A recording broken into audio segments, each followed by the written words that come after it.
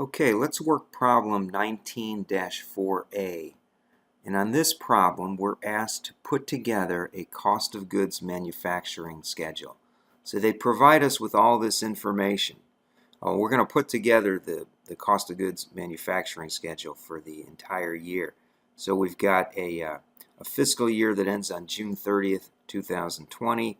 So there's our beginning year number and our ending, beginning, ending for raw materials, finished goods, and work in process.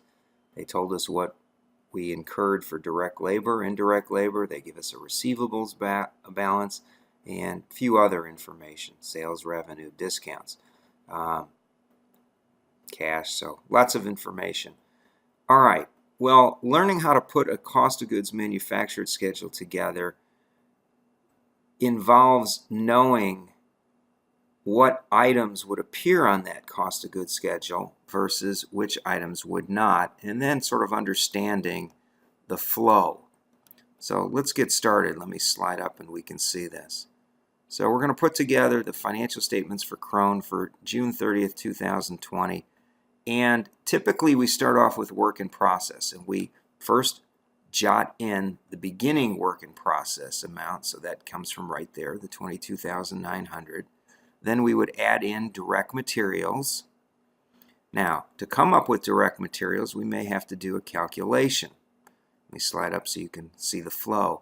Start off with beginning raw materials, which was given, then add in what we purchased. That gives you a subtotal called raw materials available for use. Then subtract out the ending inventory because we haven't used that amount up. And once we subtract that out, we can calculate how much were the direct materials used for this period, in this case a year. All right, then we add in the direct labor, which they gave us, and we add in the manufacturing overhead that was incurred. Now, in this case, they gave us quite a lot of the details of what went into manufacturing overhead. So let me slide up so you can see. So part of this problem is asking you to determine, let me stop right here so you can focus on manufacturing overhead. This problem is asking you to determine which items represent manufacturing overhead. And remember, manufacturing overhead represents all the indirect items associated with building the product.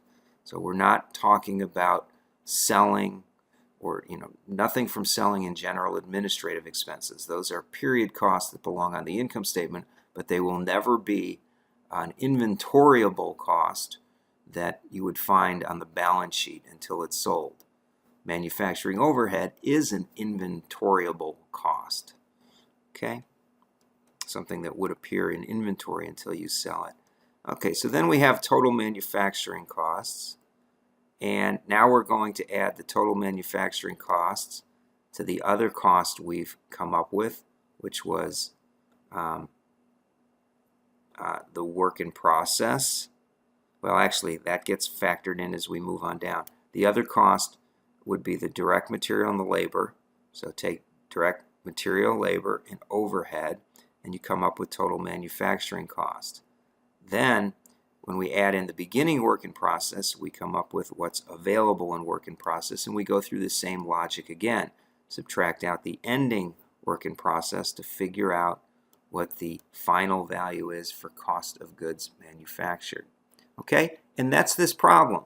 So, like I say, this one is really all about understanding the flow of what goes into the cost of goods manufactured statement, and then they've given you some other miscellaneous items that you would never find on a cost of goods manufactured schedule.